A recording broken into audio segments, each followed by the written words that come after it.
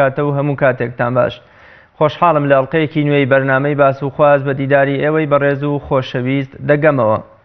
گرنگی کات بۆ ژیانی مرۆڤ تەوەری ئەمڕۆی بەرنامەی باس و خواز دەبێت. ئیبن القەییمی جەوزی دەفەرمێت لە گەورەترین لە دەستچووەکانی مرۆڤ لە دەستدانی دڵ و کاتە. لە دەستدانی دڵ بەهۆی وابەستەبوونی مرۆڤە بە ژیانی دنیاوە و لە دەستدانی کاتیش بەهۆی هیوا درێژیەوەیەتی بۆ ژیانی دنیا.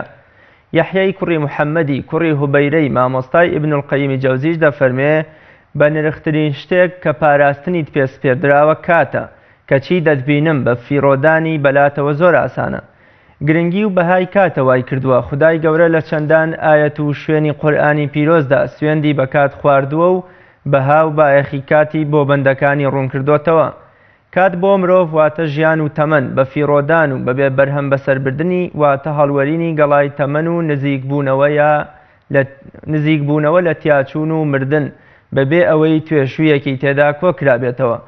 مرۆڤە مەزنەکان و زانا و خاوەن فامەکان هەمیشە بایەخیان بە کات و پاراستنی داوە و تەنانەت لە شەڕ و مانەوەشدا بوون تا کاتەکانیان بە فیڕۆ بەسەردا تێپەڕ نەبێت. وەکو ئیمامی عەلی دەفەرمێت کات شمشێرە ئەگەر تۆ نەیبڕی ئەو تۆ دەبڕێت. کات چییە؟ خودای گەورە و پەیامبەرەکەی چۆن بایەخ و گرنگی کاتمان بۆ دەستنیشان دەکەن، چۆن بتوانین بەرنامەیە بۆ کاتەکانمان دانین و بە فیڕۆیان نەدەین. زیانەکانی بە فیرۆدانی کات چین؟ ڕۆڵی میدیا و زنجیرە دراماکان لە بە فیرۆدانی کاتدا چییە؟ لە ئێستادا کات هیچ بەهایەکی لاینەوەی نوێ نەماوە. چۆن بتوانین بەها بۆ کاتەکانمان بگێڕینەوە؟ بەڕێزان بۆ وەڵامی ئەم پرسیارانە و چەند پرسیارێکی تر میوانداری زۆر بەڕێز مامۆستا عەبدولحەمید بەرزنجی زانای ئاینیم کردووە و پاش ناوبڕێک دێمەوە لاتەن.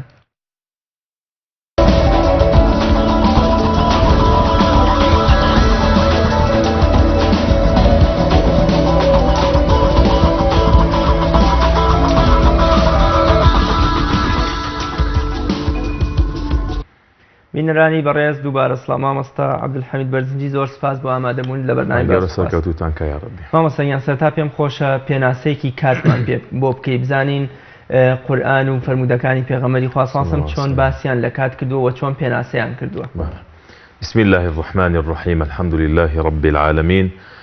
والصلاة والسلام على خير خلقه محمد صلى الله عليه وسلم وعلى آله وصحبه أمته أجمعين. سڵاوی خوای گەورە لە بەڕێز و لە هەموو بینەرانی بەڕێز و خۆشەویست. دیارە تەوەرەکەی بەڕێستان حەقیقەتەن تەوەرەیەکی زۆر گەورە و گرنگە، چونکە ئەگەر ئێمە پێناسەی کاتکەین کات بریتیە لە ژیانی ئێمە. ژیانی ئێمە لە چەند کاتێک پێک هاتووە، بۆیە بە فرسەتزانینی ئەو کاتانە کە ئینسان بەکاری بهێنێت لە شتی بەسوود و لە شتی چاکەدا دوو قازانج و سوودی زۆر گەورەی دەست ئەکەوێت. یەکەمینان دەتوانێت ڕەزامەندی خوای پەروەردگاری پێ بەدەست بهێنێت تەبارەکە و تەعالە. دووهەمینیان دەتوانێت کاتەکانی لە شتی چاکا بەکار بهێنێت لەو شتانەی کەوا بەسوودن، لەو شتانەی کەوا سوود بە ئینسان ئەگەیەنێت. وەکو پێغەمبەری خوا عەلەیهی سەڵات وسەلام فەرمووێت ئینسانی ئیماندار و کە بەهێز و بەتوانا بێ لای خوای گەورە ئەوە چاکترە لە ئیمانداری لاواز و دەفەرمێت لە هەردووکیشیاندا خێر هەیە. پاشان دەفەرمێ هەر کارێ ویستت بیکەیت پشت و وانی و کۆمەکی و بەخوای پەروەردگار بێت تەبارەکە و تەعالە وەلا تەعجەز، بێدەسەڵات مەبە، دەسەوسان مەبە، مەڵێ ئەگەر ئەوە نەبوایە ئاوا ئەبوو. ئەفەرمێ پشت بەخوای گەورە لەسەر کارەکانت لەسەر ئیشەکانت بەردەوام بە. کەواتە ئەگەر بڵێن کات چییە؟ کات ژیانی ئێمەیە. ئایا ژیانی ئێمە گرنگە؟ بێگومان بەڵێ گرنگە، چونکە ئێمە بەم ژیانەی خۆمان دەتوانین ڕەزامەندی خوای پەروەردگاری پێ بەدەست بێنین، دەتوانین بەهەشتی خوای گەورەی پێ بکڕین. مرۆڤەکانیش دوو جۆرن. زۆر کەسی عاقیبەت خێر و خوا پێداوە بەم چەند ڕۆژە ژیانی دنیاوە بەم چەند کاتە دەتوانێت ڕەزامەندی خوای پەروەردگار و بەهەشتێکی هەتایی بەدەست بهێنێ. زۆر کەسیشەیە پەنا بەخوا نەکبەت و عاقیبەت شەڕە بەم چەند کاتێک کە خوای گەورە پێداوین یا بەم چەند ڕۆژەی ژیانی دنیا هەڵ ئەخەڵەتێت دۆزەخی هەتایی بۆ خۆی بەدەستهێنێ. کەواتە چاکی مرۆڤەکان و باشی مرۆڤەکان لەوەدا دەرئەکەوێت کە ئینسان ئەم کاتانەی بە شتێکی بە نرخی بزانێت لە ژیانی خۆیدا و قەدری کاتەکانی خۆی بزانێت، چونکە ئەو کاتە لە هەموو شتێکی ژیانی دنیا بە نرخترە نەئاڵتون نەزی و نەپارە هیچ شتێ ناکات چونکە ئینسان خۆی ئەوانە دروستەکە بەڵام هیچێکی لەوانە ناتوانێت سانیەیەک دقەیەک ڕۆژێک بۆ ئینسان بگێڕێتەوە. خوای گەورە و پێغەمبەری پێشەوا صلی الله علیه و سلم وەگەزانیم زۆر بە بایەخەوە باسییان لە کات کردووە. پێمان خۆشە لە زاری جەنابەوە ئەم بایەخە بزانین. بە تایبەت بەشێک لە سەرەتای دەستپێکی سوورەتەکانی قورئان بە سوێند خواردن کە خوای گەورە و مەزن هێندە کاتی بەلاوە گەورەیە سوێندی بە کات خواردووە. بەسە ئێمە چەند ئاەتێکمانەیە لە قورئانی پیرۆزدا کە خوای گەورە سوبحانەهو وتەعالە خوای گەورە سوێند دەخوات بە کات و هەندێک کاتی ژێ بە تایبەتی. تەبان وەکو کە ئەفەرمێ وەلعەسر سوێن بێ بە کات بە گشتی یان بە کاتی نوێژی عەسر ئەمەکێکە لەو شتانەی کە زانایان ڕەحمەتی خوا لێبێ ئاماژەیان پێداوە کە خوای گەورە سوبحانەهو وتەعالە کاتی زۆر لە بەنرخ و گرنگە بۆیە سوێندی پێی ئەخوات. سوێن دەخوا بە کێشەنگا وەضحا، سوێن دەخوا بە شەو وەلەیل، سوێن دەخوا بە ڕۆژ وەنەهار. ئەمجا باسی کاتەکانمان بۆ نمونە کاتی سەحەر، کاتی بەرەبەیان، پێشبانگی بەیانی کە دەفەرمێ وەبالئەسحاری هم یەستەغفرون. ئەم کاتانە کە خوای گەورە سوبحانەهو وتەعالە باسی کردووە والفەجری والصبح إذا تنفس، يعني کاتەکان هەمووی گرنگە بەتایبەت ئەم کاتانە کە خوای گەورە سوبحانەهو وتەعالە ئاماژەی پێداوە. ئەمجا پێغەمبەری خوا عەلەیهی سەڵات وسەلام باسی گرنگی و بە نرخی کاتمان بۆکە بەوەی کە ئێمە ئەم کاتانە بەکاربێنین لە شتی چاکەیە. پێغەمبەری خوا عەلەیهی سەڵات وسەلام دەفەرمێ خوای گەورە فەرموویەتی نەوەکانی ئادەم ئەزیەت مەدەن لەگەڵ ئەوەیە کە حەقوانی ئەوان ئەزیەتی من بن، ئەوان گوێن بە من ئەدەن لە کاتێککە ئەوان بۆیان نییە گوێن بە من دەن. وتیان گوێندانی چییە؟ گوێندان ئینسان بەخوای گەورە فەرمووی یەسوب بۆ دەهر گوێن بە کات ئەدا، گوێن بە زەمانە ئەدا. خوا گەفەرمێ ئەنە الدەهر ئوقەلب اللەیل والنەهار، خوا فەرمێ کات و زەمانە منم، من شەو و ڕۆژە هێنم. بۆی ئینسان ئەگەر تووشی ناڕەحەتیەک بوو یەکەم تەرخەمێکی خۆی هەبوو نابێت گوێن با بە کات، نابێت گوێن با بە زەمانە. خەڵکی واڵێ ئای زەمانە ڕوود ڕۆژ بێ، ئای زەمانە چیت پێکردین. ئەمانە ئەلفازی پەنا بەخوا زۆر گەورە و شتی زۆر قورسن چونکە ئەم کاتانە بە نرخن. ئەم کاتانە وەکوەوەی عومەری کوڕی عەبدولعەزیز ڕەحمەتی خوا لێ بێت کە ئەفەرمێ کات کار لە تۆ ئەکا، دەی تۆش هەوڵ بە کاری تیا بکە. کەواتە چاکی و خراپی کاتەکان ئەوە ئێمەین. ئەگەر ئەم کاتانەمان لە چاکا بەکارهێنا ئەوە کاتی خێرە. ئەگینان نەکبەتی و شومی ئێستا کەسی وا هەیە ئەگەر لە مانگێکا لە ساڵێکا تووشی ناڕەحەتیە بێ هەموو ساڵێکە دەگات و ئەو مانگە خەمیلەیەت یا ئەو ڕۆژە یا ئەوانە ئەم ڕۆژە ئەم مانگە ئەم ساڵە ئەمانە نەکبەتی نییە بۆ ئینسان، شومێتی نییە بۆ ئینسان. بەڵکو وەکو ئیبن ڕەجەبی حەمبەلی ڕەحمەتی خوا لێ بفەرمێ هەر کاتێک من عیسیان و گوناهمتیانە کرد ئەوە کاتێکی خێرە و هەر کاتێکیان کرد ئەو کاتە شومە. لەبەرەوە پێغەمبەر صلی الله علیه و سلم فەرمێ گوێن مەدەن بە کات، گوێن مەدەن بە زەمانە، چونکە خوای گەورە سوبحانەهو وتەعالە شەو و ڕۆژ ئەهێنێ. بۆیە گەر ئێمە حەقیقەتەن باسی ئەوانە بکەین زۆرێک لەو ئاەتانن کە خوای گەورە سوبحانەهو وتەعالە باسی گرنگی کاتمان بۆ ئەکا لە ژیانی ئێمەدا. بەڵێ مامۆستا زۆر جار ئەوەی کە کەسێتی مرۆڤ یا وەکوڵێ قەڵای کەسایەتی مرۆڤ لە ناو ئەبات و بەرەوتیاچوونی ئەبا هەر کاتە وەکو پیرەمێردی شاعیرە فەرمێ کاتژمێرەکەت چرکە چرگەکە بە هەر چرکەیەک تەمەن کەم دەکا. کەواتە بە دەهەدەردانی چرکەیەک لە ژیانی مرۆڤدا هەرچەندە بەلای ئێمە و کەمە چرکەیەکەوە چاوتروکانێکی پێگوترێ بەڵام سەیرەکەی ئەم چرکەیە دوایی بە کۆمەڵێک چرکە دقیقەیەک و بە دقیقەیە چەند سەعاتێک و بە سەعات ڕۆژ و بە ڕۆژیش مانگەکان تێبڕم تا کەسایەتی مرۆڤ کۆتایی پێدەن. کەواتە چرکەیەکیش لە ژیانی مرۆڤدا کەم نییە بۆ ئەوەی مرۆڤ کارێکی باشی تیا بکات. بەستە خوای گەورە سوبحانەهو وتەعالە باسی کۆمەڵە کەسانێکمان بۆکە لەسەر مەرگە زۆر دەپارن و دەڵێن ڕەبی لەولا ئەخەرتەنی ئیلا ئەجەلین قەریب، یعنی داوا لە خوا ئەکەن بۆ چەند کاتێکی کەم، بۆ چەند کاتێکی کەم بەس خوا سوبحانەهو وتەعالە مۆڵەتیان باتەوە بێنەوە سەر ژیانی دنیا. ئەوەی کە نەیان کردووە بیکەن وەکو دەڵێ لەعەلی ئەعمەل صالحا فیما تەرەکت، ئەوەی کە نەمکرد ئەوەی کە بە هەوڵم نەدابووی هەوڵی بۆ بەم. بۆیە بەڕاستی هیچ کاتێک لە ئینسان زیادە نییە، هیچ کاتێک لە ئینسان ئەوە نییە بڵێ با من ئەم کاتە کوورە کاتێکی زیادەیە یا دەتوانم قەرەبووی کەمەوە. تەماشا کە خوای گەورە سوبحانەهو وتەعالە عیبادەتەکان کە دایناوە هەمووی کاتی بۆ داناوە.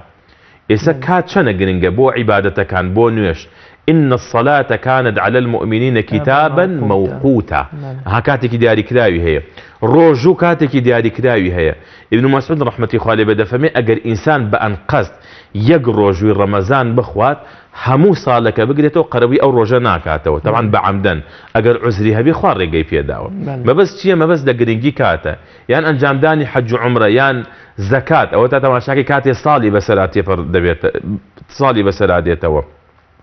أما أنا همي قرنق لجيان إنسانا بوي إخواي قول سبحانه وتعالى كسانك أوستيني لروجي قيامتها طبعا أكسي واهي عزره هنا تقول إخواي نمزاني يا كومل الشد أليت بلام خواي قول سبحانه وتعالى لآيتك أبو مارون كاتو كبودم كرتيانكا بكاتكاني 8 خواي قول سبحانه وتعالى ده فرميت أولم نعمركم ما يتذكر فيه من تذكر دي أولا 8 نبو أولا كاتو نبو كبير كيتوا وشي بيغم صالح فرمي إنسان كتماني قيس 6 صال تا 7 صال يترخوا عزري لي قبلناك لقيامتها بلا نمزاني أكريك جنجيك يا حكا سيكيتر لتمانية كلبي آقاي داي بلا إنسان كتماني روي ككاتكيش أو أن الدنيا يبيني صالو روجي بيني يتر أم كاتا بي بدرس بو إنسان بو إخواي قورا فمي أو أن تمانم بينا داي من تذكر كبير كيتوا مانسا كواتا مانسا بفيروداني كات لجياني دنيا دا بيوستي شبه قيامت وكو فرمودي كابن مسعود فرمي بنده وەکوڵ هەنگاوێک نانێ لە قیامەتە تا پرسیاری دەربارەی چوارشت لێ نەکرێت دوان لەو شتان هەر پەیوەندیان بە کات و تەمەنی مرۆڤەوە هەیە زۆرتەوە کاتەکان چۆن وەکو عەرزم کردی بۆ ژیانی دنیای ئێمە گرنگە ئەوەندە پەیوەستە بە قیامەتەوە چونکە پێغەمبەری خوا عەلەیهی سەڵاتو وسەلام بەلای ئەبوو هورەیرە تێپەڕی خوای لێ ڕازی بێ خەریکی نەمام چاندن بوو خوا قەوەبوونی کرد و فەرمووی خەریکی چی فەرمووی خەریکم ئەم نەمامە ئەچێنم فەرمووی ئایا شتێکت فێر بکەم بە ئەنجامدانی ئەوە خوای گەورە سوبحانە وتعالە نەمامێکت لە بەهەشتا بۆ بڕوێنێ فەرمووی بەڵێ فەرمووی بڵێ سوبحان الله خوای گەورە نەمامێکت بۆ ئەچێنێ بڵێ الحەمدولله بڵێ لا ئیلاهە ئیللا الله بڵێ الله ئەکبەر بە هەرێکێ لەمانە خوای گەورە سوبحانە وتعالە دارێک یا شتێکت لە بەهەشتا بۆ ئەڕوێنێ باش ئەمانە ئەها بە کاتێکی زۆر خۆ سوبحان الله چییە یەک چرکەیە بۆ ئینسان باشە بەڵام دەتوانێت چ پاداشتێکی گەورە بەدەست بهێنێ یا جاری واگە ئینسان قەدری ئەو کاتە نەزانێ ها جاری وهای بۆ نمونە بانگەدا بینی بانگ و قامەت لە مزگەوت چەند دقیقەیەکی دیاری کراوە ئەگەر ئەو کاتە کورەوتی دەیت ئەم دقەیە چییە خۆی مەحتەل کا وردە تەماشاکە جەماعەتەکەی لەدەست ئەچێت تەماشاکە جاریوە خێری گەورەی لەدەست ئەچی ئەڵێ جەنازەیەکەی لە مزگە و خێرە چەند گەورەیتیە لەگەڵی بڕۆ قیراتی خێری هەیە نوێژی لەسەر کە قیراتی خێری هەیە وتانە پێغەمبەر خوا صلی الله علیه و سلم قیرات چییە فەرمووی بە قەدەر کێوی ئوحود کە ئەوە لە جەبەل ڕوماتەوە تەماشایەکەی ئەمە کیلۆمەترێ بەرزە 7 کیلۆمەتر درێژە بە ئەندازەی ئەوە خوای گەورە حەسەنات و چاکە بخاتە ترازوی چاکەکانت چەنە گەورەیە بەس ئینسان جاری وەڵێن ئەوە جەنازەی هەیە لە مزگە و ئەگەر تەمەڵیکە ها لە کاتەکەیە وردە تا کاتی هەڵەستی ئەڵێ وەڵای 2 دقە ئەبێ بردوویانە جەنازەکەیان بردووە ئەها ئەڵێ 2 دقە زووتر بە هاتمایە فریا کەوتم کەواتە ئەم کاتانە زۆر بەنرخە ئینسان دەتوانێت زۆشتی گەورە و گرنگی بەهەشت ئابمانە بەدەستبێنێ پێغەمبەری خوا عەلەیهی سەڵاتو وسەلام لەسەر گرنگی کات بە سەحابەکانی فەرموو ئایا یەکێ لە ئێوە دەتوانێت هەموو ڕۆژی 1000 چاکە ئەنجام بدات سەحابە ژووتانی پێغەمبەری خوا عەلەیهی سەڵاتو وسەلام جا والله زۆر 1000 چاکە لەکوێ ئەکرێ فەرمووی دانیشە 100 جار سوبحان الله بکە خوای گەورە سوبحانه وتعالى 1000 چاکەت بۆ ئەنووسێ کەواتە کاتەکانی ئینسان هەمووی بەسوودە مامۆستا بۆچی لەم ڕۆژەدا ئێمە وەکوڵێ ئەم گەنجینە پڕبەها ئەم گەنجینە گەورەیەمان پشتگوێ خستووە وەکو بۆمە وەکو سەلەفی ساڵە وەکو زانایانی پێشوو ئێمە سوود لە کات وەرناگرین حتا لێ زانای وا هەبووە کە چۆتە دەست نوێژگرتنیان بۆ پێداویستی خۆی بە کوڕەکەی گوتۆ وەرە بۆ منە فلانە کتێبم بۆ بخوێنەرە بۆەوەی ئەو کاتەشم تیا بە فیڕۆ نەچێت بۆچی نەوەی ئەمڕۆ یا خەڵکی ئەمڕۆ زۆر بە بێبایەخی سەیری کا دەکەن وە لە کا دەنوارن بێگومان هیممەت لای ئینسانەکان نەماوە ئەگەنە ئەو پێشین کە جەناب و باست کردن چونکە ئەوەنە علو الهیمان هەبوو ئەوەنە هیممەتیان بەرز بوو هەموو کاتەکانیان بە فرسەت ئەزانی بە گەورە و گرنگیان نەزانی یەکێ لە هاوڵانی پێغەمبەر صلی الله علیه و سلم فەرمێ ڕقم لە ئینسانێکە نە خەریکی کاری قیامەت بێت نە خەریکی کاری دنیایی بێت نە خەریکی کاری قیامەت نە خەریکی یعنی کاتەکەی بێهودەیە ئێستا ئینسان جاری وایە لە عیبادەت تەواوە بێت دوای ئەوە خەریکی کارێکی دنیایی ئەمە چاکە بەڵام ئینسان نە خەریکی کاری قیامەتی بێت نە خەریکی کاری دنیاییش بێت ئەمە مانەوێتە کاتەکەی بە هیچ نەزانی کاتەکەی بە فرسەتێک نەزانی کەوا شتێکی بەسوودی تیا ئەنجام بدات بۆیە پێشینمان ڕەحمەتی خۆیان لێبێت لەوانە جەناب هەنێ نمونەت باس کرد یان ئیمامی تەبەری ڕەحمەتی خوا لێبێت کە پێی وتراوە شەیخ المفەسیرین و یەکەم مفەسیری قورئان بووە کە بەم شێوازە توڵ و تەفسیلە هاتوو تەفسیری قورئانی کردووە ئەفەرمێت ڕۆژێ تەلەبەکانی بانگن کە ئەفەرمێت ئەمەوێت کەوا تەفسیرێکی قورئان بنووسم و ئێوە هاوکارم بن لە 30,000 لاپەڕەدا ئەمانیش ئەفەرموون قوربان 30,000 ئەویش دەفەرمێ بەڵێ سبحان الله والله قوربان ئەوە ناکرێ و ئەوە قورسە و ئەفەرمێ ئەویش فەرمووی ماتەتی الهیمەم بەڕاستی هیمەتەکان مردوون ئەمجا ئەفەرمێ دووە ئەوە هات لە 30,000 لاپەڕەیە تەفسیری قورئانی نووسیەوە ئەگەر تەماشای ئەم خواناسانە بکەین ئیمام ئیبن القەیم ڕەحمەتی خوا لێبێت کە جەناب و ئاماژەت پێدایان شەیخ الئیسلام یا ئیمامی نەوەوی یا ئێسش کۆمەڵێ زانامان هەیە لەم سەردەمەدا تەماشا نووسینەکانیان کە تەماشا وتارەکانیان کە تەماشا محاضەرەکانیان کە هەموو ئەوانن بەڕاستی کە قەدری کاتیان زانیوە ئینسان کە قەدری کاتی نەزانی حەقیقەتەن لە ژیانی دنیاش کەسێکی ڕاست بە تەماشا تەلەبەیە کە کاتێک کە سەعی ناکا کە گرنگی بە کاتەکانی نادا کە ئەو کاتانی بەسەرا تێپە ڕەبێ هەوڵ نادا تەماشاکەی تەلەبەیەکی ڕاستی بێت تەلەبەیە کە دەرناچێ کەی بە فکرە کاتەوە کاتێک کە ساڵەکە تەواوە بێت یا کەسێک لە تەمەنیدا کە فکر ناکات و ئەها کە خەریکە تەمەنی بەرەو پیری دەڕوات كوكو شاعد ضل ليت الشباب يعود يوما فأخبره بما فعل المشيب خۆزگایە گەنجێتیم بگەڕایەتەوە تا بمزانیایە کە پیری چی پێ کردم آخر ئینسان کاتێک کە تەمەنی ڕۆی هەنێ شتێ پێ ناکرێ ئێستا ئەوانەی کە ئەڕۆن بۆ حەج جاری وهای ئەوانەی کە لە تەمەنان ئەڵێ شت هەل لە گەنجیە خۆشە هەل لە تااقەت و توانایە خۆشە چونکە ئینسان کە پیر بوو ئیتر وردە و دەوایشی لێ دێ یعنی ناتوانێت سوود لە کاتەکانی ببینێ رحمتي خوال لمحوي شاعر بك دفرمي بضايع شو لما لا يعني وقتم همو يعني مقر وقتي لبا وقتي بخوازم تاتيا يا بمرم حقيقة إما لما لا يعني كات منظور بسر داوة لشتي بيا سودا شتي بيا هودايا بلان براستي اگر انسان يعني برنامج هبه كاتكاني خوي منظم كا دتواني فرياي كاري قيامتي ولا خوي جورب كويت براستي دتواني فرياي كاري دنيايش بكوي اگر ام هەوڵەی نەبوو هەردووکانی لە دەست ئەچێ خوا پەنامان بێ مامۆستا زۆر جار مرۆڤ وەکوڵ لە نێوان وەکو زانایان ژەفەرموو مرۆڤ سێ کاتی بۆ هەیە ڕابردووەکەی کە لە دەستی چوە و تازە وەکوڵێ هیچ سوودێکی پێناگەێنێت داهاتوش کە بەدەست خوایە نازان هەر پێی ئەگایانە بەڵام ژیانی ئەمڕۆی کاتی ئەمڕۆی وەکوڵێ ئەکاتە قوربانی ئەم دوو کاتە وەکوڵێ بێ بەرهەمەیە بەشێک لە کاتەکەی بۆ ئاهکێشان و پەشیمانی دەربڕین بۆ ڕابردووی و بەشێکی تریشی بۆ بەرنامەدانان و نازانم خەیاڵ پڵاوی خۆی بۆ داهاتوو کەواتە ئێمە کاتی ئەمڕۆ ئەەکەینە قوربانی ئەو دوو کاتەی تر کە نازانین ئایا هیچ سوودێکی ترمان پێگەێنێ یان نابجۆ کەواتە چۆن مرۆڤ ببێتە کوڕی واقع ببێتە کوڕی سەردەمەکەی خۆی لەو ساتەی کە تایەتی ئەوە بکاتە کێڵگەی کاری خۆی جوانە ئەگەر ئینسان کەوتە بەیانی هەمی بەیانیەکەی ئەخوات ئیمامی عەلی فەرمی خوای لێ ڕازی بێ فەرمێ خەم و خەفەتی بەیانی کە هێشتا نەهاتووە وەکو جەناب و ئاماژە پێدامە لای خوای نازانێت پێگەیانە ئەفەرمێ خەم و خەفەتی بەیانی مەخەرە ئێستا ئەوەی ڕابردووش ئەوە ڕۆی بەڵام ئێستا ئەم کاتە هی تۆی ئەمڕۆژ مەخەر ڕەحمەتی خوا لێ بێ جا ئینسان کە زانی ئێستا خەریکی چییە باشە ئەو کاتە ئەو ئیشەی کەوا خەریکێتی ئەو عەمەلەی کەوا تایەتی ئەبێتە شتێکی بەسوود بووی چونکە خوای گەورە سوبحانەهو وتعالە لێمان نەپرسێتەوە لەم کاتی کەواتیان کە شتێکی زۆر زۆر گەورە و گرنگی ژیانی ئینسانە و بە هیچ شتێکی لە ژیانی دنیا قەرەبوو ناکرێتەوە دەتوانێت بەو کاتی کەوا ئێستا تایەتی بەکاری بێنێ لە ڕەزامەندی خوای پەروەردگار تەبارەکە و تەعالە بەکاری بێنێ لە خزمەتکردنی خەڵکی بەکاری بێنێ لە خزمەتکردنی خۆی کە پێغەمبەری خوا عەلەیهی سەڵاتو وەسەلام دەفەرمێ خەیر الناس ئەنفەعوهم للناس چاکترینی خەڵکی ئەوەیە بەسووترینیان بێ بۆ خەڵک تەماشا کەسی وهەیە جاری وهای ئێمە ئەیبینین لە ژیانی خۆماندا ئەڵێ فڵانەکەس وەڵی نازانین چۆن فریاکەوێ سبحان الله ئەوەنە ئەهلی خێرە یعنی خزمەتی ماڵ و مناڵی خۆیەکە خزمەتی دایک و باوکی خۆیەکە بەدەم خەڵکەوە دێ فرێ هەموو کەس دەکەوێ کە ئەم پرسیارە ئەکەین دەڵێن چی دەڵێن خوا بەرەکەتی خستووەتە کارەکەی بەڵام ئێمە جاری وە هەیە نە بە کەڵکی کەس و کارمان دێن جاری وە هەیە بە کەڵکی خۆشمان ناین بۆی ئەو کاتێک کە ئێستا تۆی واتیای پێغەمبەر ساڵتن فەرمێ بە فرسەتی بزانە ئەوەی کە فەراغت هەیە قبل شغلك بل لەوەی کەوا مەشغوڵ بیت دەستی قەرەباڵغ بێ چونکە فەرمووی نیعمەتانی مەغبون فیهما کەثیر من الناس دوو کەس هەیە خەڵکی زەرەریان کردووەتیایە بە فرسەتیان نەزانیوە الصحة والفراغ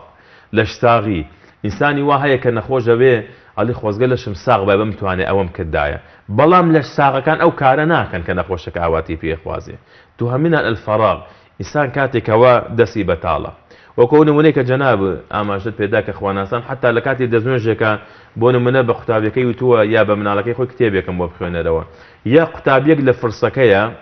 دا ئەنیشی ئەوەی کە خوێنوێتی متابعەیە کاتەوە ئەی خوێنێتەوە مانای ئەوەتە هەم ئیسفادەی لەو کاتە کردکەوە لە شتێکی بەسوودا بووە و لەو کاتەش کە ئێستا بۆی دێت واڵەمە کاتێکی فەراغە کاتێکی ئیسراحەتە کاتێکی خۆشیە هەوڵەدا ئەوەش لە شتێکی بەسوودا بەکار بخات. بەڵێ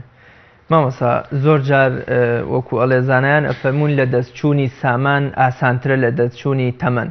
ینی تەمەن وەکوڵێ گریان و خەم و خەفەت و ئازاری دەوێت بەڵام هەندێک لە مرۆڤەکان حەز بە ڕۆشتنی تەمەنی خۆیانەکەن وەکوڵێ حەزەکەن زووتر بگەنە کۆتایی تەمەنی خۆیان بۆچی بۆونە کات لە لای ئەمانە هێندە بێبایەخە ئاوات بۆ پیریە بۆ مردن یا بۆ نەمان لە دنیا ئەخوازن و حەزەکەن زوو کاتەکانیان لەسەر لا بچێ جوانە وەکو عەرزم کردی هەر کەسێک حاڵی بێ لەم ژیانە لەم کات و وەختەی کەوا تایەتی بە معنە حەقیقیەکەی خۆی بەڕاستی ئاوات ناخوازێت بۆ کاتێک یا بۆ مردنێک چونکە پێغەمبەر صلی الله علیه و سلم خەیرکم من طال عمره وحسن عمله چاکترینتان ئەوەیە تەمەنی درێژ بێ کاتی زیاتر ئەژێ بەڵام کردەوەی جوانە ئەمەلی جوانە ئەوەی کە جەناب فەرموو قسەی زۆرێک لە زانایانەوە بە تایبەتی حەسەنی بەسری ڕەحمەتی خوای لێبێ خەڵکانێکی بینی کە توجار و بازرگان و زۆر هەوڵی پارە و دنیانەدا فەمی واللهی ئێوە چەنە سوورن لەسەر بەدەستێنانی ماڵ و سامانی دنیا و چەنە خەفە دەخۆن بۆ تیجارەتی لە دەستان بچێت من لە خزمەت کەسانێکە ژیاوم کاتەکانیان وەکو ماڵ و سامانی و کەلاتان خۆشەویستە ئەوان کاتەکانن ئەوە دەلا بە نرخ بوو تۆ پارێکە لە دەستچێت چۆن خەفەتی پێخۆی ئەوان خەفەتیان نەخوارد بۆچی بۆ کاتێکە لە دەستیان چۆ بەکاریان نەهێناوە ئیبن عومەر خوا لە ڕازی بە کاتێ کە باسی پاداشتی شوێن کەوتنی جەنازە و لەگەڵ ڕۆشتن بۆ سەر قەبران کاتێکە پاداشتەکەی بێت فەرمووی چی فەرمووی بەڕاستی قیراتێکی زۆرمان لە دەست چوو کاتێکی زۆرمان لە دەست چوو کە نەمانزانی و ئەم هێم و خێر و پاداشە گەورەی تێدایە کە ئێمە بە فرسەتی بزانین و بە هەلی بزانین ئێستا کەسی وا هەیە دەڵێ واللهی من کاتەکانم نازانم چی لێکم والله ئەوە دانیشم بەدیا تەلەڤیزیۆنەوە ئەوە لەسەر ئەم لایەم کەوتوم وەکوڵێت ئەو لایم کون بووە بەڵام ئینسان خۆ ئەو کەسە دەتوانێت هەر لەو کاتەیە کە دانیشتووە دەتوانێت کاتەکەی لە شتێکی بەسوودا بەکار بهێنێت دەتوانێت بی کاتە مەشروعێکی خێری بۆ ژیانی خۆی بیر کاتەوانێ حتا خوشکێک لە کاتی قاپشۆی ناتوانێت سەدان زکر بخوێنێکە زۆر تەواوە بەڵێ مامۆستا قسەیەک هەیە لەوە ئێمەش زیاتر مرۆڤە فاشیلەکان ئەیکەن ئەوانەی کە بۆ وەکۆڵێ دەست و پێسپین ئەڵێن بۆ منە کاتەکانمان بەشی ئەرکەکانمان ناکە ئایا ئەمە قسەیەکی ڕاستیان خوای گەورە ئەم 24 ساعتی کە بۆ مرۆڤ داناوە ینی خۆی زۆر شارەزا و ئاگادار بووە کە ئەم 24 ساعتە مرۆڤتیایە ئەتوانێت وەکۆڵێ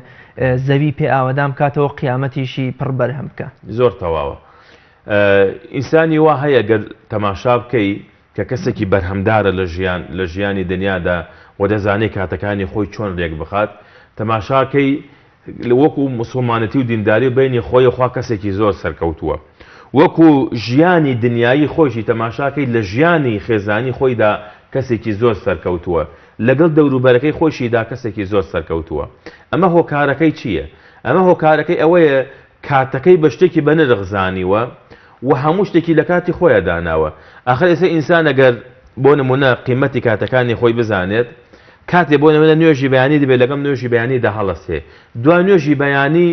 بە پیترین کاتە بۆ هەوڵدان بۆ نمونەگە کەسێ دوکاندار و کەسابەتی بڕوا بەلا ئیشەکەی خۆیەوە قوتابیە کە تەلەبەیە بڕوا سەعی بکات چونکە پێغەمبەر صلی الله علیه و سلم پاراوەتەوە لە خوای گەورە فەرموویەتی خوای گیان اللهم بارك لأمتي في بكورها خوای بەرەکەتی ئومەتی من بخەیتە بەیانیان و خوای گەورەش دوعاکەی لێ قبول کرد و فەرمووی بورك لأمتي في بكورها یعنی خوای گەورە بەرەکەتی ئومەتی منی خستۆتە بەیانیان ئەی باش ئەگەر ئینسانێک بۆ نمونە کاتێکەوە ئەخەوێ سعات 11-12 نیوەڕۆ هەستێت ئەوە نە نوێژەکەی کرد کە حەقی خۆی و خوای گەورەیە حەقی خوای گەورەیە لەسەری نا ئیشە دنیایەکانیش کەوا ئەبوو پێوەی سەرقاڵ بێ بتوانێت ئەوەش ئەنجام بدا نا شتێکیش کە بۆ نمونە ئەگەر لەو کاتێ هەڵبسایە هاوکاری کەسێکی بکەدا و یارمەتی کەسێکی باە نەفرای ئەوەشکەوت کەواتە ئەم کەسە بۆ خۆی کاتەکانی خۆی کوشتووە کاتەکانی خۆی بەها دەرداوە ئەگینا ئینسان وەکو پزیشەکان باسییان کرد دوڵێ بۆ نمونە ئینسان لە شەو ڕۆژێکە بۆ نمونە لای زیاکەی بخەوێ 8 سعات بخەوێ ئەم جا دوای ئەوە تۆ کاری ترت هەیە ئەم 16 سعاتەی تر بزانە بەشێکی لەو کاتانە هی نوێژە بەشێکی هی حەقی مافی خێزان و مناڵەکانتە ئەخرێسە کەسی وا هەیە ئەم کاتانەی هەمووی کردوتە قوربانی بەشێک لە داهات و دنیا و پایاکردنی سەرۆت و سامان حەقی ژنی نادا حەقی منداڵی نادا حەقی سەفرە و سیاحە و خۆشی مناڵەکانی نادا وەکو پێغەمبەر صلی الله علیه و فەرمووی جەستەی خۆ حەقی لەسەرتە ژنەکەی خۆ حەقی لەسەرتە و کەس و کارەکەش حەقیان لەسەرتە بەس ئەو هەموو حەقانی لە چیدا کۆ کردوتەوانێ تەنها لە ئیش و کار و کەسابەت و دنیاکەی بەڵام ئینسان حەقیقەتەن کە گرنگی کاتەکانی خۆی بزانێت و بەرنامە ڕێژی بۆ بکات دەتوانێت بەڕاستی حەق و مافی هەمویان لە جێی خۆی دابدات بەڵێ مامۆستا ئیبن مەسعود ڕەزا ڕەحمەتی خوای لێ بە قسەیەکی لێ فەرمێ لە هیچ شتێکی تەمەنم پەشیمانیم لەوەی کە بەقەد ئەوەی کە ڕۆژێکی تەمەنم بەبێ بەرهەموو بەبێ کاری چاک بەسەر بردبێ واتە کاتەکەم تیا بە فیڕۆدابێ ئایا قەرەبووی کاتی لە دەستچوو دەکرێتەوە بۆ من ئێمە کاتێکمان بە زایە بە فیڕۆ چووە چۆن بتوانین بۆ نمونە لە ڕووی قیامەتیەوە ئەم کاتەمان یان لە ڕووی دنیاییشەوە بێ وەکوڵێ قەرەبووی بکەینەوە و کاری چاکەی زیاتر بکەین وەکوڵێ هی ئەمڕۆژ و بەشی ڕابردووشی تیا بدرێ بەڵێ سەرۆت و سامانی ئینسان لە کاتە ئەو کاتێک کە ئێستا تیایدا دەژیت لەگەڵ ئەوەی کەوا بەدەستێ ماوە کە خوای گەورە سوبحانەهو وتەعالا خۆی دیاری کردووە ئێمە نایزانێت تەبەن حیکمەتێکی زۆر گەورەش لەوە هەیە بۆ ئەوەی کە ئینسان هەموو کاتێک بە کاتێکی گەورە و گرنگ بزانێت لە ژیانی دنیای خۆیدا بۆ ئەوەی بەکاری بهێنێت لە شتی چاکەتە لە شتی بەسوودا ئینسان هەرچەنە کاتێ ئەوەی کەوا لە دەستی ئەڕوات ئاخر هەنێشت هەیە لە ژیانی دنیا دووبارە نابێتەوە بۆ نمونە کات کە لە دەسەڕۆی تازە بەدەستی ناگاتەوە دایک و باوک لە ژیانی دنیا کە ڕۆی 100 جار بڵێ خۆزگا بمایە خۆزگە ساتێکی تر ساڵێکی تر مانگی تر بمانەیە بمتوانێت لە خزمەتیا بم تازە بۆ ناگەڕێتەوە وی بەڕاستی ئەم کات و فرسەتەی ژیانی ئینسان کە خوای گەورە سوبحانەهو وتەعالا پێداویت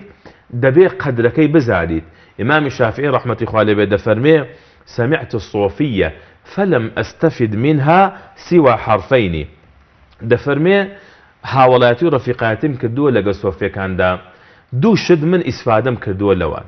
یەکێکیان ئەوە بوو ئەم کاتە وەکو شمشێر وایە ئەگەر تۆ ئەو نەبڕی ئەو تۆ ئەبڕێت دووهەمینان فەرموویانە نفسك إن لم تشغلها بالحق شغلتك بالباطل ئەم نفسەی خۆت ئەگەر مەشغوڵی نەکەی بە حەقەوە ئەو مەشغوڵ دەکا بەشتی بەتاڵ و خراپەوە کاتیش هەروایە ئەم کاتە ئەگەر تۆ بەکارت نەهێنا لە شتی بەسوودا ئەو کاتە کاتەکە تۆ بەکارهێنێ لە شتی بێنرخ و بێسوودا بەتایبەت ئەمڕۆ کە کات کوژەکان زۆرن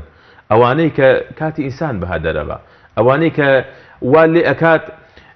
کاتێک کارێکە دێ ئیشێکە دێ موعیدێکە دێ تا ئاواکەی ئەڵێ ئەهبراگیان ئەوە من چیم کرد بەخۆم یعنی ئەو کات کوژانە کە ڕەنگە لە پرسیارێکی بەڕستا بینە سەری ئاماژەی پێ ئەەکەین لەبەر ئینسان بەڕاستی دەبێت زۆر ئاگادار بەتابەت ئێمەی موسڵمان ئێمەی ئەهلی مزگەوت و کە گوێ لە نسیحەت و لە ئامۆژگاری و لەمانە ئەگرین بەڕاستی دەبێت زۆر ئاگادار بین لە کاتەکانی خۆمان خوای گەورە سوبحانەهو وتەعالا چەندەها جار ئاگادارمانەکاتەوانێ کە ئەم کاتە ئەمە تەمەنی تۆیە ئەمە ژیانی تۆیە لای خوای گەورە سوبحانەهو وتەعالا دیاری کراوە لەبەرەوە هەوڵ بدە ئەم کاتە لە شتێکی بەرهەم و بەسوود و چاکە بەکاری بهێنە بەڵێ مامەسا بوونی بەرنامەیەکی ڕێک و پێک وەکوڵێ خشتەیەک بۆ بەڕێوەبردنی کاتەکانمان لە ژیانی ڕۆژانە هەر لە تاکێکەوە تا خێزان و تا کۆمەڵگەیەکیش بگرێت تا چەند زامنی ئەوەیە کە ژیانمان سەرکەوتوو بێ بۆ منە قوتابیەک کە لە کاتی تاقیکردنەوەکانیان کە ماوەیەکی بۆ من قوتابیانی پۆلی 6 کاتێک خشتەیەک دائەنێ خواردن و خۆراک و نازام خەوتن و سعیکردنەکەی بە پێی خشتەیەک تە سەیرەکەی زۆر سەرکەوتووە بێ بەڵام ئەوەش کە گوێ بە کات نادات و بۆ منە یاری تێکات و سعی ئەم شتان سەیەکەی زۆر فاشل و ناسەرکەوتووە بێ کەواتە بوونی خشتەیەک یا بوونی بەرنامەیە بۆ بەڕێوەبردنی کاتەکانمان تا چەند پێویستە خوای گەورە سوبحانەهو وتەعالا خۆی فێری کردووە لە فێری ئێمەی کردووە لە ژیانی خۆماندا کە ئەم کاتانەی خۆمان ڕێکخەین وەکو عەرزم کردی بۆ ئەوەی ئێمە فریای کارە قیامەتەکانیشکەین فرای کارە دنیایەکانیش بکەوین هەموو ئەو کەسانی لە مێژوودا کە کەسانێکی گەورە بوون کە کەسانێک بوون ناو ناوبانگیان هەبووە طبعاً هەر کەسێ لە مێژوودا شتێکی گەورە و گرنگی نەکرد دەبێت ناوەکەی نەماوەتەوە هەر ڕووداوێکیش لە تەریخ و لە مێژووە گەورە و گرنگ نەبوو نەبووەتە تەریخ نەبووەتە مێژوو نەبووەتە ئەوەی کە ساڵانە باسکرێت و یاد بکرێتەوە مرۆڤە گەورەکانش ئەوانەی کە لە مێژوودا ناویان تا ئێستا ماوە هەموو ئەو کەسانە بوون کە کاتەکانیان بە شتێکی بەنرخزانیوە لە ژیانی خۆیاندا بۆ نمونە بەرنامەیان داناوە کاتی خەوی چەنە کاتی ئیسراحەتی چەنە کاتی چوونە دەرەوەی چەنە چونکە ئینسان وەکو فەرمودەکەی پێغەمبەر صلی الله علیه و سلم کە فەرمووی ئینسان جەستەی خۆشی حەق و مافی لەسەری هەیە دەیتۆ ئەگەر ئەمە بەرنامەیەک نەبێ خشتەیەک نەبێت چۆن بتوانانی حەقی خوای گەورە بدەیت و حەقی خۆش بدەیت حەقی جەستەی خۆت دەیخۆ ئەم جەستەی ئینسانیش لەسەرێتی ئەبێ ئینسان وەرزش بکە ئەبێ ڕیاضە بکە بۆچی پێغەمبەر صلی الله علیه و سلم فەرمی بڕۆن مناڵەکانتان فێرە مەلەوانی بکەن ئەبێ خۆ فێربی ئەوانیش فێرکەی کەواتە تۆ ئەگەر ئەمە کاتی نەبێت چۆن کادەدەی بەخۆ چۆن کادەدەی بە مناڵەکانیشت لەبەر ئەوە بەرنامە ڕێژی بۆ ژیانی ئینسان زۆر زۆر گەورە و گرنگە یعنی ئێستا تەوقید هەیە بۆ نمونە کاتی بانگەکان ئەها کاتی نوێژەکان بەرنامە ئەمڕۆ زۆرە جاری وا هەیە زیکرێکە تەسبیحاتێکە بیرت دەخاتەوە جاری وا هەیە منبه هەیە ئاگادارکەرەوە هەیە لە مۆبایلە ئەمە بۆچی بۆی تو ئاگاد لە کاتەکانی خۆ بێت ئێستا ئەمڕۆ تەماشاکە ئەو هەموو بێوەعدیە کە ئەیبینی لە لای وەسایل لە لای کرێکارە لە لای دوکاندارە لە لای هەموو ئەمانە بۆ نمونە تۆڕی بۆ هۆڵێکی شەکرا خواردنەوە سەعات سێ جاریوان نیم سەعات تۆ مەحتەلەبی بەهۆی چیەوە باش ئەم خەڵکە قەدری کات نازانێ ئەگەنا جاری وا هەیە بۆ نمونە ئەڵێن فڵانە کەس نەهاتەوە باوکی کوڕەکەی باوکی کچەکە نەهاتەوە بۆ نمونە یەک کەس جا بێ 300 کەس چاوەڕێی ئەم کەسەکە ئەخە تۆ چاوەڕێکە 300 نیو سەعاتی حساب کە تۆ لە کاتی ئەم خەڵکە و کوشت یا کەسێ بەرنامەیەکی تەلەڤیزیۆنی ئەکا کاکە تۆ بە هەزاران کەس دانیشتۆ بەدیارتەوە نیو سەعاتی هەزاران کەس بردووە بەڵام بەرنامەیەکی بێسوود بەڵام شتێکی بێسوود ئەگەر ئەم کاتانە بە نرخ بن یعنی ئەگەر ئەم کاتانە ئێمە قەدری بزانین بەرنامەی بۆ دانین ئەو بەرنامە ڕێژەیە کە بەڕێزت ئاماژەت پێکرد لە تاکێکەوە ئەمجا ئەم تاکە بۆ نمونە تا ئەگاتە بۆ نمونە کەسێک مامۆستایەک لە مزگەوتە ئاگاداری ئەو کاتەیە ها کاتی بینی بانگ و قامەت نوێژخوێنەکانە زانن ئەڕۆ بۆ مزگەوت وێتەوە چەندی پێچێت ئێستا تا وتاری جمعەش کاتی بۆ دائەنرێت ئەمجا کاتی ژیانی ئینسان یعنی هەموو شتێک لە ژیانی خۆتا کە تۆ کاتەکانی خۆ دەزانی بەڵێ سەعاتێکی تر دێمەلا تەماشاکە دوای 2 سەعاتیش نایە ئەخە تۆ ئەم سەعاتەی تۆ کە لە چاوەڕوان دەبێت تۆ ئیشێکت بۆ نەکراوە کارێکت بۆ نەکراوە لەبەر بەڕاستی جاری وا هەیە خەڵکیش یعنی ئیژەکان لە کوشتنی کاتی تۆیە بەتایبەت لە شوێنە عامەکانە لە مناسبە گشتیەکاندا مامۆستا بەداخەوە لەم ڕۆژە ئەبینین عائیلەی وا هەیە هەر بەتایبەت لەناو عائیلەی موسڵمانانە یا گەنجی وا هەیە لەوەچێت لە 24 سەعاتەکەی ڕۆژە 10 سەعاتی بە دیار زنجیرەی تەلەڤیزیۆنەکان و ئەو فلیمە دۆبلاشکراوەکان کە هی وڵاتانی بێگانن بە کەلتور و بە عورف و بە ئاین و تەنانەت بە زمان و نەتەوەی ئێمەش بۆونە دائەنیشن زۆر بەلانە و ئاساییە دەکات ژمێر هەتاوەکو 2 شەو تا 3 شەو بە دیار فلیمێکەوە دانێ ئەمە چ موسیبەتێکە کە ڕووی کردوتە میلەتی کورد کە بۆونە کات هەندە لە لای بە بایەخ بێ بۆونە بە فلیم و بە زنجیرە درامای وڵاتانی بێگانە پڕی بکاتەوە ڕاستە بەداخەوە گەر وەکو نمونونەکەی کە جنا بەداماشت پێدا لە تەلەڤیزیۆنەوە ئەگەر باسی بکەین خەڵکی ئێمە حساب کە عنی زۆرینەی زۆری کاتێ بۆ نمونە ئێوارە سەعات 5 سەعات 6 ئەڕواتەوە تاوەکو 12 شەو دانیشێ بەدیار تەلەڤیزیۆن تقریبا 7 سەعات 7 سەعات دەمە دانیشۆ بەدیار تەلەڤیزیۆنەوە ئەم کاتانە بەڕاستی ئەوەنە تەئسیری کردووە لە ژیانی خەڵک ئەم درامە ئەم فلیمە جاری وهەیە کەسێک بۆ نمونە ئەیوێ بڕوا سەردانێ بکە ئیشێکی هەیە مەشغەڵەتێکی کە تەماشای نەکەکە ئەوە نەیماوە بۆ فلیمەکە یا بۆ درامەکە بەخوا فریان ناکەوم تەماشاکە ئیشەکە ناکە دائەنیشێ بەدیار ئەوە ئەمجا ئێستا وای لێ هاتووە یعنی کاتەکە وا لێ ئەکا دوای ئەو کەناڵای خاتە سەر ئەو دوای ئەوە خاتە سەر ئەوی تر بە تایبەت شتانێکی زۆر خراپ زۆر بێکەڵک زۆر نامۆ زۆر شتی بێسوود کە وەکو جەنابەت ئاماژەت پێدا یعنی ئەو نە نامۆیە بە دینی ئێمە بە کللتوری ئێمە بە ژیانی ئێمە بە هەموو شتێکی ئێمە ماسا بریا مانگێکیش وایە بۆ فلیمی وایە 350 ئەڵقە ئەوەی کە لە سەی بڵاوکراتە 400 ئەڵقە ڕۆشتووە یان ئێمە گەورەترین موسیبەتە بۆ کاتی مرۆڤەکان. ڕەحمەتی خوان ئەگە هەر شتێکی زۆر ئاینیش بێت 400 ئەڵقە ینی موسیبەتە بۆ کاتی مرۆڤ.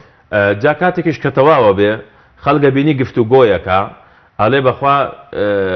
وەکو بیستومانە ئەڵێن بەخوا نەتیجەیشی نەبوو. جا تۆ تەماشا ئەمە چەنە کات لەوێ کوژرا ئەی بۆ بەیانیەکەی کاتی ئەڕاتەوە بۆ دایرە ئەڕوا بۆ بازار ئەڕوا بۆ سەر دوکان چەندێتر کاتی خۆی بەمەوە خەریگەکە ئەرێ فلێمەکەتان دی ئەرێ دراماکەتان بین ئەگەر فڵانەکە بوو بەچی ئەنی تەماشاکەی لەوێ شەر خەریکی کات کوشتنە لەوێ شەر باس و خواسی ئەمەیە جگەل لەوەی کە ئەمە چەنە کاریگەری و تەسیر دائنی لەسەر ژیانی ئێمە یعنی کە لە بینی ژن و پیاودا لە بینی دایک و باوک و منداڵە منداڵ لەگەڵ دایک و باوکە هاوسێ لەگەڵ هاوسەیە یعنی ئەوە نشتی بەدی و ئەوە نشتی خراپ و ئەوە نشتی نامۆ ئەوسا هۆکار چییە مرۆڤ پەنای بۆمە بردووە بۆ منە لەوە چێ دایک و باوکی وا بدوێنە ئەڵێ وەڵی مەجالم نییە کاتم نییە بۆ منە دەدەقە دانیشم تربیەتی مناڵەکانم دابدەم پەروەردەیەکی جوانیان بکەم یا بۆ منە سرودێکی نەتەوەیی بێ سرودێکی ئاینیان پێ لەبەر بکەم بەڵام بۆچی مەجای هەیە 2 سعات و 3 سعات یا لە شەوێکە 4-5 فیلم لە کەناڵێک و بۆ کەناڵێکی تر بگۆڕێت. حقیقەتەن ئەمە نەبوونی سەقافەت و ڕۆشنبیریە ئەگەن ئەگەر کابرا سەقافەت و ڕۆشنبیرێکی هەبێ دەتوانێت ینی حتا ئەگەر تەماشای شتێکیش دەکات ینی حتا دایک و باوکانش کەم تەرخەمیانەیە بۆ منە گەر باوکەکە حەزی لە فلم نەبێ بۆی منە حەزی لە هەواڵە ئیتر لەسەری سەعاتەکانە لە نوێ سەعاتەکانە کەناڵ دەگەڕێت لەو کەناڵ بۆ ئەو لەو ئەنجا لە کوردی بۆ عەرەبی لە عەرەبی نازانم بۆچی تر کەسی وا هیوایەتی ئەو کەناڵانەیە کە بەرنامەی ئاژەڵان و ئەو جۆرە شتانە نیشانەدا ئیتر کاتی خۆی هەمووی هەر خەریکی ئەمەیە ئیتر ئاگای لە ماڵ و مناڵی نییە ئاگای لە کوڕکچی نییە ئاگای لە خێزانی نییە کە ئەمە زۆر جار ئێمە جاری وا هەیە چەندەها کێشە و ناڕەحەتی ئەوانە کە هاتوۆتە لای ئێمە دانیشتون قسەمان لەگەڵا کردوون وتومە برای بەڕێزم خوشی بەڕێزم تۆ شەوان کاتەکانی خۆ بەچی بەسەرەوە بیت تەماشای فلم ناکەن بەرەوەڵا مامۆستا تەماشای دراما ئەکەن بڵێ مامۆستا ئەنی تەماشای شتی وا غەریب و نامۆت بۆ باز دەکەن دەی ئەڵم ڕەحمەتی خوا لێبێ ئەمە بەشێک لە هۆکارەکانی کێشە مشکیلەکانی ئێمە بریتیە ئالەمە یعنی تەماشاکەی فلیمەیە کە خۆی شتێک تەرحەکە حقیقەتی نییە واقعی نییە بەڵام کاتی ژنێگە بینێ پیاوەکەی وانە پیاوێگە بینێ ژنەکەی وانە ئیترمە تەسی دروستەکەم ئەمە جگەل لەوەی کە وەک بەڕێزت ئاماژە پێدا چەنە تەسیرەکە لە کوشتنی کاتەکانی ئێمە خۆ هەرو سەعاتەنێکە ئەو فلیمەکە چەندێک لەوە پێشکاتی بۆ ئەکوژێ چەنە لەوە دواکاتی بۆ ئەکوژێ لە بەیانەکەیدا جاری وهایسە خەڵک دانیشێت دووبارەکەیشی تەماشا ئاکاتەوە بەڵام لە کاتێکە ئامادە نییە دانیشە گوێ لە وتارێ بگرێ گوێ لە نووسڵ و ئامۆژگاریە بگرێ گوێ لە شتێکی بەسوود بگرێ کە سوودی بۆ خۆی هەیە بۆ خەزانی هەیە بۆ کۆمەڵگا هەیە فێرە ئادابی جوانیەکە فێرە ڕەوشی جوانیەکە ئەی نەخۆگەر ئێمە بمانەوێت لەو کەناڵە چاکانەش ئەلحەمدولیلا کەممانیە ئەگە کەسێ دابنیشێ کەناڵی وایە دانیشێ هەمووی وتاری جوان هەمووی قورئانە سرودە شتی جوان و بەسوودە ئەنواع وەشکاڵ عنی بەرنامەی جوانی تێدایە خەڵک دەتوانێت بەڕاستی لەوانە ئیسفادە بکات جا بەشێک لەوانەی کە کاتی ئێمە ئەکوژە بریتە لەوە هەروەکو مۆبایل و هەروەکو ئەنتەرنێت و فەیسبوک و ئەمانش کاتکوژێکی تر لە ژیان ئێمە چۆن ئەوە لای تاکی کورد یان لای بینەر دروستکەین کە وەکوڵێ بەهایەک بۆ کاتە بێسوودەکانی دابنێ ئێمە باواز لە کاتی بەسەرچووی ڕابردوو بهێنین ئەو کاتێک کە بوون ئەم شەو گەنجێک وایە لەوەی ئەوەندە بە بەرهەم بێ ئەوەنە دەستڕەنگی بێ لە شەوێکە 4-5 ئیژەکان ینی ئەوەندە کاتەکەی بەلاو گرنگە لەوە چێ مەجای ئەوەی نەبێت کە وەڵامی مۆبایلەکەی بداتەوە هی واژێ لەوە چێ 4-5 سعات سەیری فلیمەکات چۆن ئێمە لای ئەم کەسەی کە کاتەکانی بە فیڕۆ ئەدا بەهایەک بۆ کاتەکەی دروست بکەین هیچ نەبێ ئەویش شتەکانی بە فیڕۆدەرەکانی کاتی بۆ کەم بکەینەوە و ببێتە کەسێکی بە بەرهەم بەڵێ ئێستا بەهۆی پێشکەوتنی ئەم عیلم و زانست و تەکنۆلۆژیاوە ئەگەر ئینسان بەڕاستی بە شێوەیەکی چاک و باش بەکاری بهێنێ دەتوانێت بەڕاستی سوودی لێ ببینی هەرکەس لە بوارەکەی خۆیە ئەمڕۆ زۆر بەرنامە و زۆر شتەیە کە دەتوانێت بکرێتە ناو مۆبایلەوە جاری وە هەیە بەڕێزێک دەڕوا بۆ عیادەیەک بۆ نمونە ئەمە بۆی دەنووسن ئەمە ئەم فەحسانە ئەبێ بکەی کاکەمە سەعات و نیوێکی پێچێت ئەمە دوای ئەوە چاوەڕێی لای دکتۆرەکە ئەمە سەعاتێکی پێشێت ئەمە نزیکەی 3 سەعاتی لەم شوێنەدا بەسەر برد باشە ئایا دەتوانێت ئەم 3 سەعاتە تەوزیف بکات دەتوانێت بەکاری بێنێت لە شتێکی بەسوودا جاری وە دەڕوا بۆ ڕێیەکی دوور ئایا دەتوانێت بە سەماعەیە بە شتێک ئەگەر نەشوێنێتەوە چاوی ئەزێت وا دەتوانێت گوێگرێ لە شتێکی بەسوود وەکو عەرزم کردی هەرێک لە بوارەکەی خۆیان بەڵێ ئەمڕۆ دەتوانێت لە ڕێی کۆمپیوتەرەکەی لە ڕێی مۆبایلەکەی لە ڕێی نامیلکەیەکەوە لە ڕێ ئەو شتانە کە ئەمڕۆ الحەمدوللا زۆرە ینی وەسائل هەیە گەر ئینسان خۆی بێ و دەتوانێت لە خێر و چاکەدا ئەمانە بەکار بهێنێت دەتوانێت ئەو کاتانەی کە لای خەڵکی کاتی زیادەیە و کاتێکە کە بە کەڵکی هیچ جنایەت دەتوانێت ئەو کاتانە زۆشتی بە سوودی تیا بەرهەم بهێنێ زۆشتی بە سوودی تیا بخوێنێتەوە چەندها کتێبێ ئەوڕۆ دەخرێتە ناو مۆبایلەوە دەتوانێت کتێبێ بخوێنێتەوە دەتوانێت نامیلکەی بخوێنێتەوە ینی کاتەکانی ئێستا بۆ نمونە کابراگە دەڕوات لە شوێنێکی چاوەڕوانی دائەنیشێ بە سەعات بە 2 سەعات تەماشاکەی تەلەڤیزیۆنێکیان داناوە لەو شوێنەدا لە هۆڵی چاوەڕوانی جا باشە ئەم تەلەڤیزیۆنە ینی بۆی ئەڵم سەقافەتە عامەکەشمان نییە ئەگەر لەسەر شتێکی بەسوود بێ لەسەر شتێکی چاک بێ ئەو خەڵکە هەمووی دانیشتووە سوودی لێ ببینێ زۆرینەی زۆری تەماشاکە خسوێتێ سەر هەواڵی کەناڵێکی عەرەبی یا خسوێتێ سەر گۆرانی یا خسوێتێ سەر فلیمێک ینی ئەوانەش لەولاوە یعنی ئیش لەسەر ئەوە ئەکەن ینی بەعام ئێمە ئەو سەقافەتەمان نییە ئەگە تەماشا بکەی ئایا ئەوانەی کە بەرهەمیان هەیە لەناو گەنجەکانی ئێمە لە ناو خوێنەوارەکانمان لە ناو ئاهلی سپۆڕ و شارەزاکانمان چەنە زۆرن بەڕاستی زۆر نییە ئەوەی کە بەرهەمی هەیە ئەوەی کە هەوڵ و کۆشی هەیە ئەوەی کە وەکو پێشین تەماشاکە ڕەحمەتی خوان لێبێت ئەگە تەماشای ماوەی ژیانیان بکەین لەگەڵ نووسینەکانیان سەر سوڕەمێنێت ینی ماوەیەکی دیاریکراو بەڵام ئەوەندە شتیان نووسیوە ئەوەنە بەرهەمی بەسوودیان هەبووە ئێستش ئێمە باسیەکەی نۆکو یەکێ لە خوانەسانە فەرمێ زۆر کەس هەیە لە پێشینەکان مردووە بەڵام تا ئێستاش ناوی لە ناو ئێمەدا زیندووە زۆر کەسیش هەیە ئێستا زیندووە بەڵام حساب بکە لە لیستی مردووەکانایە چونکە خێرێکی نییە چونکە پرۆژەیەکی نییە ئێستا کە پێغەمبەر صلی الله علیه و سلم فەرمێت چاکترینتانەوەی بەسوودترینیان بێ بۆ خەڵک دەی باشە ئینسان ئەگەر کاتەکەی نەخاتەگەر چۆن دەتوانێت فرای خەڵکەوێ فرای هاوکاری بکەوێ فرای یارمەتی بکەوێ ئێستا ئێمە لە مزگەوت تا خەڵکی وامان هەیە ینی کاتێک ئەیبینین لە هەر ئیشێکی خێرا تۆ ئەوشی ئەو حازرە باشە ئەمە مانای ئەوەتە ئیسفادەی کردووە لە کاتەکانی خۆی مانای ئەوتە بەرنامەیەکی وای داناوە نەک بە ئێستا خەڵک بەرنامە دانێ بۆ خەو بۆ نمونە ئەگەر سەعاتێک بەیانی زووتر هەڵسێت دەبێ ئەم خەوە قەرەبوو بکاتەوە ئەخە زەمەنی زوو وا نەبووە خەڵک خەوی قەرەبوو نەکردەوە ئێستا خەو قەرەبوو ئەکاتەوە لە بری سەعاتە ئەبێ بە 2-3 سەعات ئەجا کە خەوت نەفرای کاتەکانی خۆی ئەکەوێت نەفرای نوێژ و عیبادەتەکانەکەوێ تەماشاکەی زۆرشتی خێر و چاکەی لەدەست ئەچێت بەڵێ مامۆستا پێم خۆشە باز لە زیانەکانی بە فیرۆدانی کات بکەین زانین ئێمە لە ئەنجامی بە فیرۆدانی کات و بەسەربردنی کات بە کۆمەڵێشتی لاوەکی و بێسوودەوە چه زیانێک بە خۆمان و بە عائیلە و بە کۆمەڵگەکەی خۆمان ئەگەێنین پێش هەمووشت بینی خۆمان و خوای گەورە سوبحانەهو وتعالە ئێمە لە بە فیرۆدانی کاتەکان زیانێکی زۆر ئەکەین بسارکرا لە پێغەمبەری خوا عەلەیهی سەڵاتو وسەلام ئەی الأعمال أحب إلى الله خۆشەویستترین کار لای خوا بریتێ لە چی فەرمی الصلاة في وقتها نوێژ ئەوەی کە لە کاتی خۆیان بکرێ ئەگەر بۆ نمونە کاتی نوێژی بەیانی کاتێکە دیکە خۆر هەڵێت نێوەڕۆ بدێ نزیکی عەسر بدێ کاتی خۆر ئاوابوون یعنی وەکو پێغەمبەر صلی الله علیه و سلم فەرمووی دەنوک ئەدا وەک دەنوکی کەڵەشێر ئەمە کەواتە بینی خۆی و خوای گەورە کاتێکی زۆری لەدەست چوو کە پەشێمانی بۆ ئەمێنێتەوە بابێنەوە سەر ژیانی خۆمان سەر ژیانی تاک و کۆمەڵگا بە فیرۆچوونی کاچ زەرری لە ئێمە ئەدات زیاتر بەرەو دواکەوتویی مانەبات بەرەو بێبەرهەمی مانەبات بەرەو ئەوە مانەبات کە میلەتێکین داهێنانمان نابێت خەڵکی دڵسۆزمان نابێت خەڵکی خەمخۆرمان نابێت دکتۆر تاریق سوێدان ئەڵێ من گەڕاوم یان پرسیارم کردووە لە وڵاتاندا لە وڵاتانی عەرەبیدا ئەڵێ کچێکم لە ئەمریکای خوێن ئیشێکی بوو معاملەیەکی بوو ئەڵێ کاتەکە وا بووتم سەعات چەندێ وتی سەعات 1 بۆ نمونە ئیتر زانکۆ داخرێت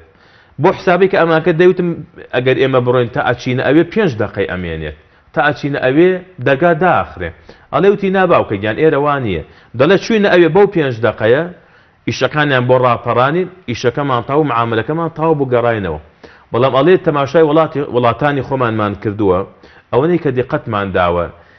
لە سەعاتی ئیشکردندا لەو سەعاتانی کە بۆی کەسێک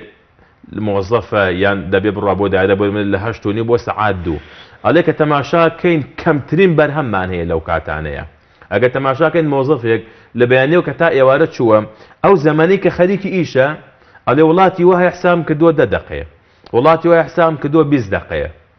یعنی ئیشی ڕۆژانەیان ئێتە کاتەکەی تری بەتاڵە. مەسەلەوە چێن بێوەعدی و بێبەڵێنیەش کە بەرۆکی خەڵکی ڕۆژەڵات و ئاری وڵات تاریبەکانی گوتە لەو چێ پەیوەندی بە بێباخی کاتەوە بێ لای خۆمان. حتمما بەڵێ ئەوە هۆکارێکی زۆر ڕئیسیە کە کابرا نەقەدری کاتەکەی خۆی ئەزانێ، نەقەدری کاتەکەی تۆش ئەزانێ. ئەگەنە کابراەوە کاتی خۆی لا بێهودەیە، بەڵام حەق وایە ملزەم بێ بە کاتی تۆ کە تۆ لەوانەیە لەو کاتەیە ئیشێکە بێ بەرهەمێکە بۆ نمونە کەسێک دێت سەردانی جەنابەت دەکات، ئەڵێ کاکەیان دەفەرمی کەی دەی بۆلام، دەڵێ شەویەم بۆلا، دەی کاکە شەو چەند سەعاتە؟ 4-5 سەعاتە. ئەکرێت تۆ شەو سەعات هەژبێ، ئەکرێت سەعات 11 بێ. بەڵام ئەوانی کە گرنگی بەکار دەدەن ناڵێ ئەڵێ کاکە سەعات جەڵێ سەعات 9:15 خولەک دێمە لای تۆ، یا سەعات 9:30 دێمە لای تۆ. بەڕاستی ئەوە گرنگی دانە بکات. بەڵام ئەگەر ئێوە کە ئێمە تەماشا ئەکەین ئەمڕۆ، ئەگەر تەماشاکەی بۆ نمونە لە دایرەکانمانە لە شوێنەکانمانە، بە تایبەت ئێستا ئەم وەزعی قەیرانە کە هاتووە، من خەمێکی زۆر گەورەم ئەوەیە ئەگەر ئەم وەزعش چاک ببێ، ئەم خەڵکی کە بەم جۆرە دەوام و ئەوە فێر بووە، ئێتە دوایش نەچێتەوە سەرسکەی خۆی. تەماشا بڕۆ لە هەنێ شوێن کاتە ئیشێکت هەیە، کارێکت هەیە، تەماشاکەی ئەڵێی کاکەرێ وڵاتە بۆ وای لێ هاتووە. ئەرێ کاکان تۆ ئیشە دێ، خۆ ئەمە خزمەت گوزاری، ئەمە پێداویستی منە، پێداویستی تۆی، پێداویستی هاوڵاتیانە، لە خستەخانە، لە دایرە، لە هەر شوێنێک بێت. بەڕاستی کەمتەرخەمی خۆم زۆرمان هەیە لە بەفیڕۆدانی کاتە تەماشاکەی، تەنانەت وەکو عەرزم کردی لە ینی لە مەجالی عیبادەتەکەیشا خەڵکی لە هەفتەیەکە 20 دقە بۆ نیم سەعات واجبە لەسەری بڕوە گوێ لە مامۆستا بگری لە وتاری جمعەدا. بەڵام تەماشای خەڵکە، ئەنەگە کامێرەی دابنەی کاتەکان بنووسێت، تەماشاکەی زەلامی وا هەیە 10 دقەی بانگی داوە تازە ئەچێ، کەسی وا هەیە لە نوێژەکەی ئەڕوات. ئەی باش ئەمە یعنی ئەوە خەریکی کارێ مهمە، ئەوە یعنی ئیشەکەی تری لە نوێژەکە مهمترە، یا ئەو کەسێک کە لە دایرەیە، یا ئەو کەسێک کە ئیشێکی ماڵەوە هەیە، یا ئیشێکی مناڵەکانی هەیە. تەماشاکەی بۆیە زۆر جاری واشەیە مناڵیش سیقەومتمانی بە دایک و باوکی نامێنێت ئالەم لایەنەوەیە. تەماشاکە بە مناڵەکەی ئەڵێ سەعید بکە، هەوڵ بە خۆت ماندووکە، بەڵام تەماشاکە شەو ڕۆژ دایک و باوکی کاتەکانیان لە شتی بێهودەیە بەسەر ئەبن، نەشتێگە خوێندنەوە. تەماشا ئەو دایک و باوکانە کە چەندە سەرکەوتون لە پەروەردەی مناڵی خۆیانە، کاتێ نامیلکەی شتێکی بەسوود دەهێنێت بۆ منداڵەکەی ئەخوێنێتەوە. کاکە ئەمەی فێر ناکات. ئێشتا مناڵێکە ینی باش ناوی خۆی نازانێت، تەماشاکەی ئەکاونتێکی هەیە، یان ئەدمینە لە پەیجێکە، یا پەیجێکی خۆی هەیە. تەماشاکەی کاتێکی زۆر دائەنیشێ بە دیار ئەمەوە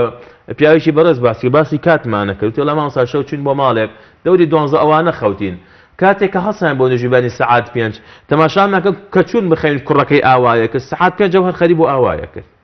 ئێ باش ئەمە شەو تا بەیانی خەریکی ئەمەیە.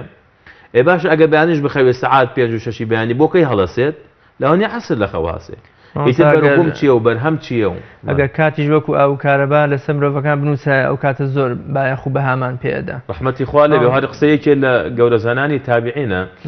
کە دەفەرمی ئەگەر ڕۆژێ ئەو مەلایکەتانی کە نامی عەمەل دەنووسن، ئەگە پێیان بڵێ کاکە بای ئەوەنە وەرەقە و سەرف کردووە، باشەڵی تر ئینسان زمانی خۆی ئەگرێتەوە، کاتەکانیش هەروایە. بەڵێ مامۆستاگیان پێم خۆشە کۆتا قسەی جەنابەت لەسەر بایەخ و گرنگی کات لە ژیانی مرۆڤەکاندا بیکەینە کۆتا بەشی بەرنامەکەم. وڵای دەستخۆشی لە یەکەم حقیقەتەن ئەم بابەتە بابەتێکی زۆر گەورە و گرنگە لە ژیانی هەمومانە. هەموو کەسێک پیاو بێ، ئافرەت بێت، دەوڵەمەند بێت، یا خۆت فەقیر بێت، خوێنەوار بێ یا نەخوێنەوار بێت، گەورە بێ یا بچووک بێت، هەمومان بەڕاستی پێویستمان هەیە بەوەی کە گرنگی بە کاتەکانی خۆمان بدەین، ئەم کاتانە بە فرسەت بزانین، بە هەڵ بزانین. ئەم کاتانە ژیانی ئێمن. ئینسان دەتوانێت بەم کاتەی خۆی ببێتە کەسێکی بەسوود، ببێتە کەسێکی چاک، ببێتە کەسێک کە نەک بۆ ئێستای ژیانی خۆی و خەڵکی سوودی هەبێ، دەتوانێت بنووسێت کە دوای سەدان ساڵ خەڵکی نووسینەکانی وتەکانی شتەکانی سوود لێ وەرگرن، کەسێکی تەمەڵ نەبین، وەکو پێغەمبەر صلی الله علیه و سلم وەستەعین بالله، کۆمەکیت بەخوا هەبێ، هەوڵ بە وەلا تەعجەز، کەسێکی عاجز مەبە، بێدەسەڵات و بێتوانە مەبە، هەوڵ بە لە ژیانی دنیادا. هەموو کەسێک لە ئێمە دەتوانێت ئەم کاتەی خۆی کە بریتێ لە ژیانمان، کە بریتێ لە تەمەنمان بەکاری بهێنین، هەم بۆ ڕەزامەندی خوای پەروەردگار، هەم بۆ خزمەتکردنی خۆمان و خێزانمان، بۆ خزمەتکردنی کۆمەڵگەمان. خوای پەروەردگار یارمەتی و هاوکاری هەموو لایەکمان بکات ئینشاءالله. زۆر سپاس بۆ بەڕێز. لەشی جەنابیشان بینەرانی بەڕێز لێرەشداتینە کۆتایی ئەڵقەی ئەمڕۆمان تا بە یەگەشتنەوەیەکی تر بەخوای گەورە و میهرەبانتان ئەسپێرم خواتان لەگەڵ